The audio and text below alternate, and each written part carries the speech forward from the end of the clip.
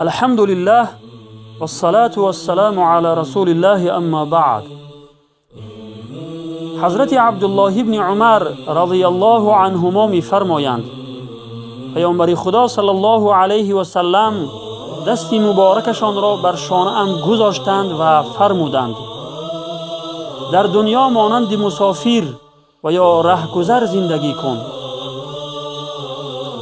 راوی حدیث می فرماید ابن عمر رضی الله عنه می فرمود هنگامی که شب شد منتظر صبح نباش و هنگامی که صبح شد منتظر شب نباش و از صحتی و سلامتیت برای زمان بیماریت بهره برداری کن.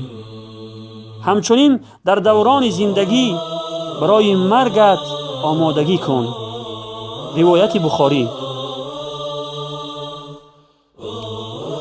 یعنی انسان باید در دنیا به مثل مسافر و گذرنده راه زندگی نماید، چطوری که مسافر برای ضرورتهای سفر چیزهای اندک و ضروری را میگیرد و بار خود را وزنی نمی کند و به کارهای مشغول نمی شود که او را از سفر باز دارد، مسلمان در دنیا نیز باید همین گونه زندگی نماید.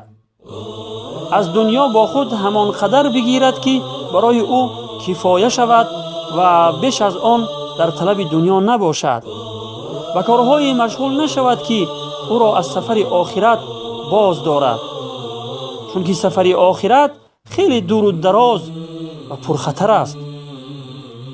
در ایام صحتی و سلامتی و در حیات و زندگانی خود برای ایام بیماری و زندگی بعد از مرگ اعمال را انجام دهد که آن را در ایام بیماری و بعد از مرگ انجام دادن نمی تواند.